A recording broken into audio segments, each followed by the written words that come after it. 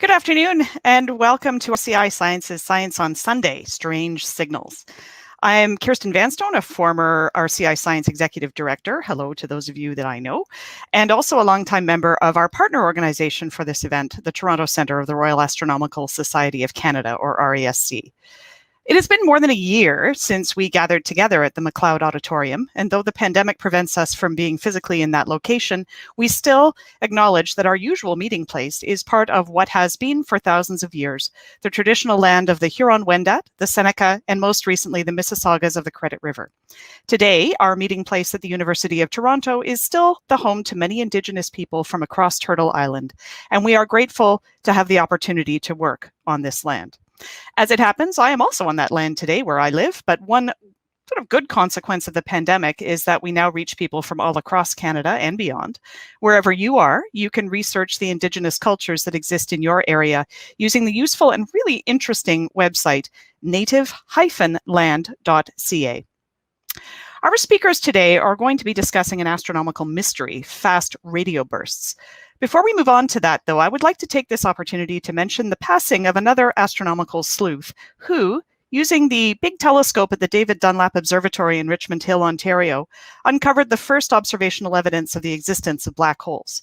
His name was Professor Tom Bolton, and he was a fixture at the University of Toronto Astronomy and Astrophysics departments. Alternately terrifying and delighting his students, I should know I was one of them. I would urge you to read the obituary in last Saturday's Globe and Mail newspaper, written by Tom's former colleague, Professor John Percy.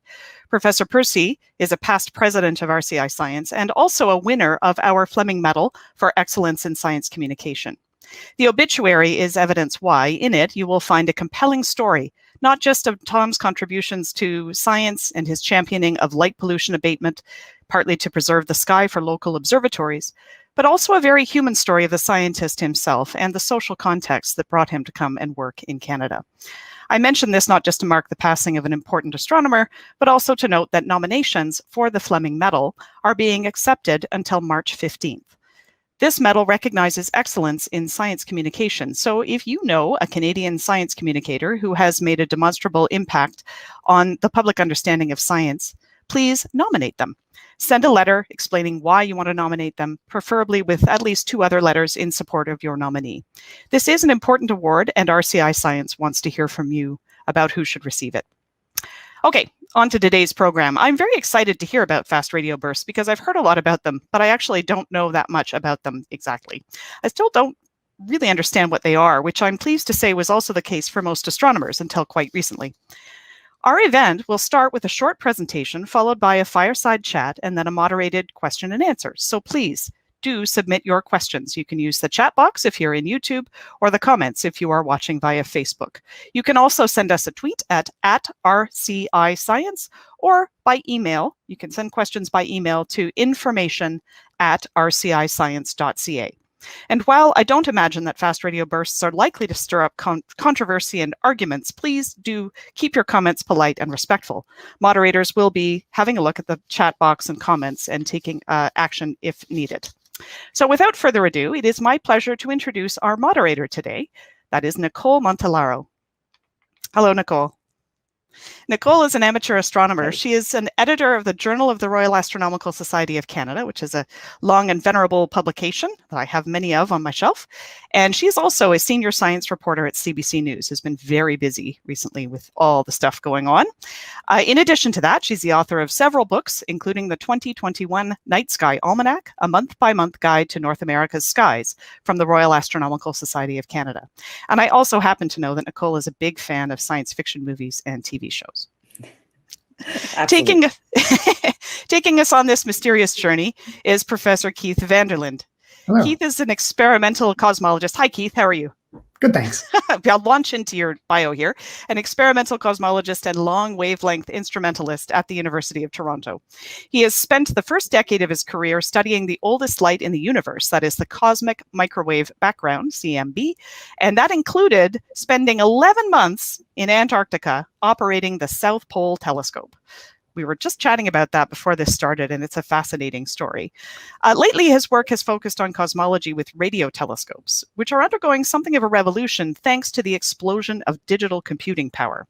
Keith and his team developed the custom supercomputer at the heart of the Canadian Hydrogen Intensity Mapping Experiment, otherwise known as CHIME, which transformed it from a traditional telescope to one that can simultaneously look in 1,000 different directions at once and run a dozen distinct studies, from mapping the universe to unearthing fast radio bursts. Now, if that wasn't enough, he's now leading the digital system design on a telescope in South Africa and co-leading the upcoming CHORD telescope here in Canada. So I'd like to give Keith the floor now, who's going to give us a short presentation about FRBs and the CHIME telescope and all the cool stuff going on in radio astronomy. All right, thanks very much for that intro. Hopefully everyone can see my screen now. I'm talking today about strange signals, CHIME, and fast radio bursts.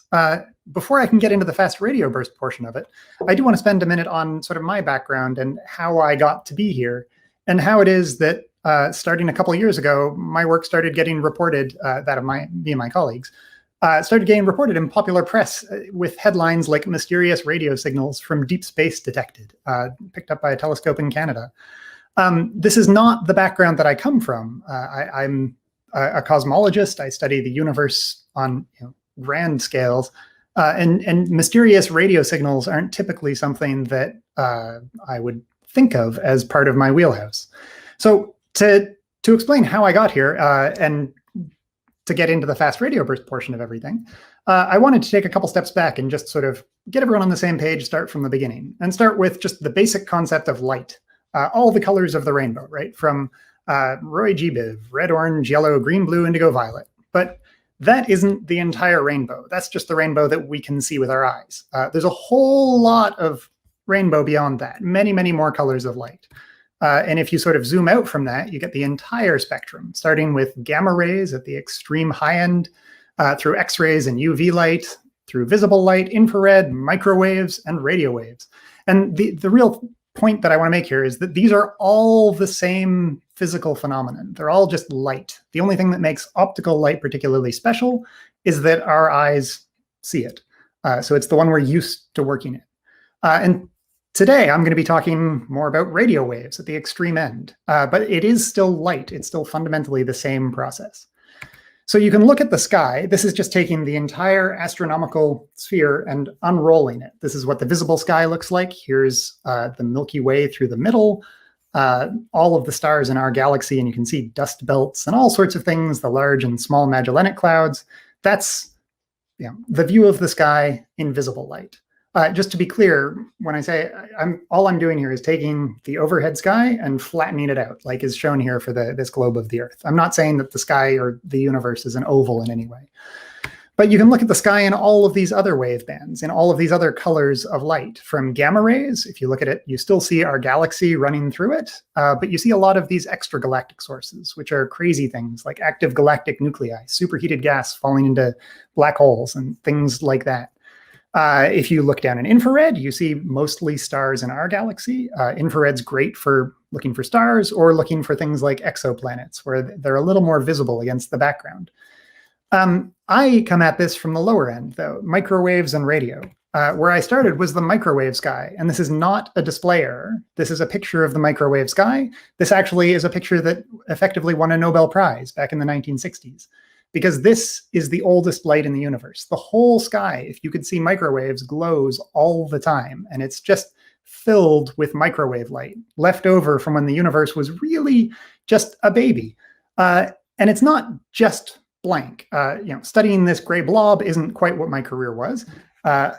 If you turn up the contrast by about a factor of 1,000 on it, you can start to see more interesting things. You can, again, see our galaxy poking through. It does emit some microwave light. But there's all this other funny structure everywhere. And this is the stuff that I started my career in cosmology studying. I did it with an instrument called the South Pole Telescope, creatively named because it's the 10-meter South Pole Telescope, a 10-meter telescope located at the South Pole. This is a picture I took, beautiful aurora australis and a really impressive landscape. The downside is that to be there to run that sort of telescope, you have to hang out through the Antarctic winter.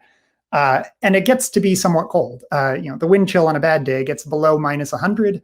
The temperature typically sits at -70 or so. So operating telescopes in funny environments is sort of the name of the game now. And if you really want that clear view of the early universe, going to the South Pole is just one of those things you have to do. This is the sort of picture that you get out of the South Pole telescope. All of these diffuse sort of fuzzy clouds. This is showing just a little cutout of the sky. And it really is just a photo. It's the light that the universe gave off when it was only a tiny fraction of its present age, something like 0.003% of its current age, right? This is a baby picture of the universe. And it lets cosmologists study all of the strange physics that's going on in here, creating these funny cloud-shaped structures. And now that's a reasonably well understood aspect of cosmology. This cosmic microwave background has been heavily studied at length with a lot of different telescopes on the ground, in space, in easy to get to places and hard to get to places. And we understand what's going on reasonably well with that. It tells us about what the matter is doing in the universe, how much light there was relative to matter, how much dark matter there is, what dark energy is up to. All of the basic constituents of cosmology are sort of shown here. And this filamentary sort of gassy structure, if you run the clock forward, evolves into what we call the large-scale structure of the universe. This is a picture of a simulation of a very large volume of space. Right? This is 2.3 billion light years shown by this bar. And this filamentary stuff is really tracing out where all the mass is in the universe. And if you look at one of these pixels, you might be looking at half a dozen galaxies sitting in it. So this is really zoomed out, right? We're talking about hundreds of billions of stars in each one of these pixels. But on that sort of scale, the universe does form into this kind of spongy structure, which grows out of that structure you can see in the CMB. And nowadays, this is the structure that I'm studying. You look at the more nearby universe, the later evolved universe, and try to map out what this large-scale structure is doing. And this is something that cosmologists have been up to for a while. If you want to map the large-scale structure, you can go out and you can just measure where there are hundreds of thousands or millions of galaxies. You can take expensive optical telescopes and start putting down pinpoints everywhere you see a galaxy. And if you plot them all up, it looks something like this. And you can see that sort of spongy filamentary structure coming through here. But that gets really hard. We're at the origin here. People have done it in these wedges. This is one of the early ones from 2003 from the Sloan Digital Sky Survey. But as you get farther out, you can see it starts to peter out. And that's just because as things get farther away, their light is more spread out by the time it gets to us. It's more diffuse, and it's just hard to pick up enough light to be sure if there's one galaxy, two galaxies, or what's going on exactly. Everything gets too faint to really see. So if you want to map out this structure, you have to start coming up with other options.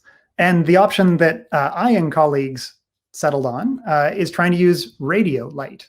Rather than using the visible light from stars, essentially, you can look at these galaxies and you can look for radio that's emitted by the neutral hydrogen in them. Hydrogen is the most abundant element in the universe, something like 3/4 by mass of the universe's matter is in hydrogen. And neutral hydrogen naturally glows faintly in radio at a very specific color of radio light that it emits. And if you could look for that, there's so much hydrogen everywhere, you'd think you could see, well, a much larger volume of the universe. So you could use a radio telescope to try and map out this large-scale structure. Now, it turns out that's harder than you might expect.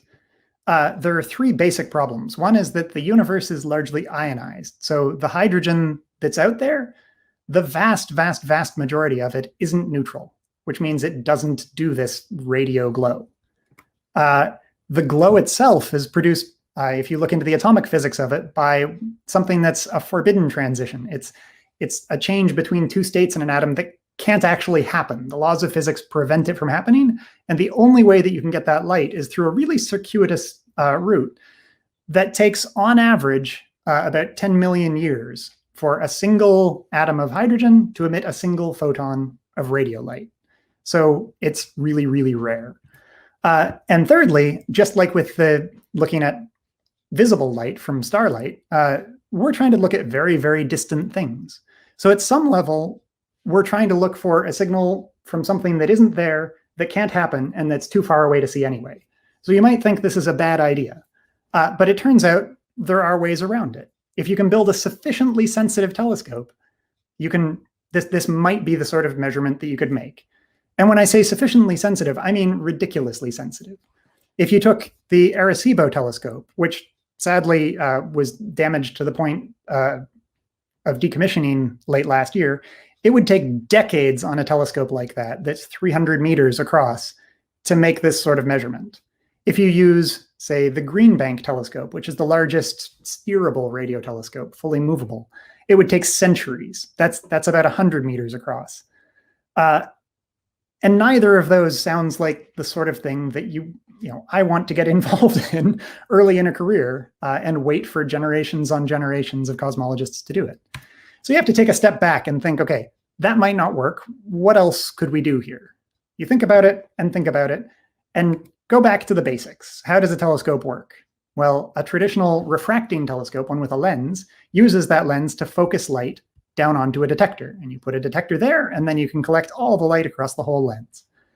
In a mirror, a reflecting telescope, it works the same way. You put a big mirror, it focuses all the light that hits it down to a point, you put a detector there, and you get all of that light. Great. Both of those are too expensive. We would need too big a mirror, too big a lens. It's not going to work. But we understand the physics of light really, really well. We don't need to use a mirror, actually. At radio wavelengths, at radio frequencies, this light is slow enough at some level that we can do all of this math ourselves. We can apply the physics. We can figure out how this would reflect and how it would focus down to a point. And instead of using a mirror to do that, we can just record all the signals of the radio light on the ground and then make a computer do it. We can program a computer to focus all that light in its memory. And instead of spending all our money on a huge mirror made of steel, we can spend all our money on a computer made of silicon. And it turns out the computers get cheaper and cheaper and cheaper every year and more powerful. And physically, this operation is still identical to using a traditional dish. Now, that's great because it turns out there's even more that you can do. Once we've got all of these detectors and we've recorded all of this radio light coming in, we don't just have to use it to look in one direction. We can add it up a different way. We can apply a different series of operations in the computer and have it look somewhere else. So if you have a big enough computer, you can make this look in lots of different directions at the same time. You just copy the data and reprocess it a different way. And that's incredibly powerful. Now, the downside is that this takes lots and lots and lots of detectors, and it takes a huge computer. Processing light is expensive. Thankfully, consumer technology solved both of those problems in the last decade or so. The first happy coincidence is that cell phones came into being. Cell phone users want cheap devices, strong signals, and cell phone amplifiers are really just kind of miracles that let you build these detectors for pennies on the dollar, not even pennies. Instead of spending hundreds of thousands of dollars to build one detector, as would have been in the 90s, you spend dollars, which suddenly makes this more affordable. The second coincidence is that the processing that we need to do, all of that physics that we need to apply in the computer, is the same as projecting from a three-dimensional volume onto a two-dimensional surface, which video games want to do constantly. Graphics processing units that do all that heavy lifting are the perfect devices to perform this computation, what we call a correlation. And using those lets you do it cheaper and faster than ever before. Now, that's still not quite enough to pull this off, but it is enough to go halfway. Instead of having a full mirror, you can build a one-dimensional mirror and then use the computing along the other dimension. So you've sort of broken the problem in half. And we're now spending half our money on steel and half on computation. And this is a funny looking telescope. But it means that every detector on here sees a little band that runs from the south horizon to the north horizon. And then when you combine them all together, you can make them look in all these different directions. It's a weird operation. It means that we're doing some of the work in steel, some of it in silicon, but it does mean that we can build one of these ridiculously sensitive telescopes. And that's what we did. We built the Canadian Hydrogen Intensity Mapping Experiment, which is an experiment to map this hydrogen radio glow, the intensity of it, in Canada. This is what it looks like. It's a collaboration of 3 universities and Canada's Dominion Radio Astrophysical Observatory. These are large. They're 100 meters long and arranged north-south. We built 4 of them because that's sort of what you need to make the measurement. They're 20 meters wide. There are 1,000 detectors spread across these. And the end result is that you can actually make this measurement in a year or 2 instead of decades or centuries. Now, that's my background. That's where I was until, say, 2016. Meanwhile, in Australia, these strange signals were being picked up, these fast radio bursts. The first one was reported in 2007 by a series of astronomers and nicknamed the Lorimer burst after the first author. This is what the data looks like. This is a plot of time versus frequency, or if you prefer, radio color. And this black band is where there's more power coming in the radio. And at high frequencies, it comes in much, much, much earlier than low. Now, this is really weird. This particular slope is the thing that surprises people. This was actually something found in archival data. So this was data from 2001 taken on that Parkes telescope in Australia. And the weird thing, this slope is reasonably well understood. It's something called dispersion. It comes around because lower frequencies, so redder radio light, travels slightly slower through the interstellar medium, the plasma that exists out in the universe, just the few electrons spread around, than do the high frequencies. And that's something that's well understood. It's something that's been studied for decades in like pulsars, these rapidly spinning neutron stars. But if you just count up how much slope there is here, how much delay there is between the top and the bottom, it's way too much. This pulse seems to have traveled through so much plasma, through so many electrons, that it's from way beyond our galaxy. If you just add up how far away it is, you get into the sort of billions of light year distance. And that is a surprise. If it's astronomical, this was the only one seen at the time, remember, it means it's from billions of light years away, just from that slope.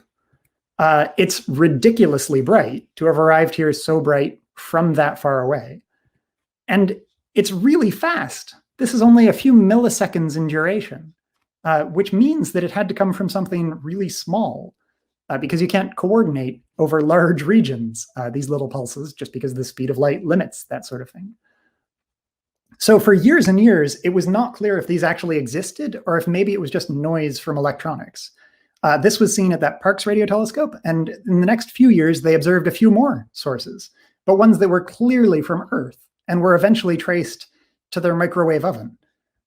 If you open a microwave too early, it lets out a burst of radio light, which happens to mimic this sort of thing. So for years, there was a debate over whether this was even real. Until in 2013, suddenly Parkes discovered 4 more of them, published 4 more, going through archival data. But that still was a concern because this is just one telescope in the world that seems to be able to detect these little blips that last, again, a millisecond and seem to come at random from unknown directions on the sky. Then in 2014, other observatories started seeing them. Both of those ones that I mentioned before, Arecibo and Greenbank, in their archival data, they started searching through it, and each discovered a fast radio burst. And that sort of convinced everyone that, oh, these things are actually real. Scientific American had a great description of it. This is in 2013, so before the others had come out, but they described it as a brilliant flash, then nothing. Fast radio bursts that mystify astronomers. And that describes them really well. They last for a millisecond, they're ridiculously bright, and then they don't do it again. If you miss it, you miss it. There were a lot of theories that came up for how you could do this. It takes a lot of energy to produce something this bright. So was it, merging neutron stars, exploding black holes, or newborn magnetars, or strange things like cosmic strings or axions? Are we looking at new physics here? No one is really sure at this stage. The trick is that if you look at how much data was searched and how many were found, these half dozen that had been found, it turns out that they're actually pretty common. They're, depending on how you model it, thousands all over the sky every day. So why is it that we could only find a few of them? There's a fairly simple reason, which is that if you use one of these big telescopes that's really sensitive, like Arecibo, it only sees something like a billionth of the sky at a time. It has a tiny little field of view. It's looking, it's got tunnel vision. It's looking at a tiny fraction of the sky, and the chances of catching one of these at random, it's just unlikely. If you use a tiny telescope, something like these old satellite dishes from the 90s, they see much more of the sky, but they're just not sensitive enough. They don't have a big enough dish collecting enough light. So radio dishes fundamentally are bad at searching. If you make them bigger to increase their sensitivity, they see a smaller region of the sky. If you make them smaller to see a larger region of the sky, they're not sensitive enough. So deep down, these are hard things to find. So you can take a step back and think, what we really need is a different sort of telescope that can look in a lot of different directions at once and be really sensitive and survey all the time. And meanwhile, colleagues and I had been building this for a cosmological purpose. We did not come at this from the fast radio burst world. But our FRBs friends came along and talked to us, and we looked at it and said, yeah, we could probably repurpose CHIME to do this. We could build a CHIME FRB. And it turns out you don't even need to repurpose it. You can run both of these studies completely in parallel because it's all just stuffed in a computer. You upgrade the computer, you rewrite the software, and suddenly this is searching for fast radio bursts.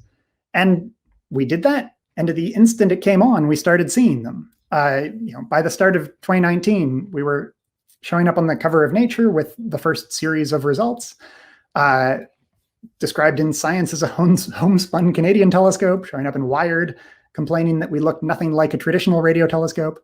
New York Times broadcasting signals, IFL Science, that BBC article I mentioned, one from Nicole, talking about finding more and more and more of these events.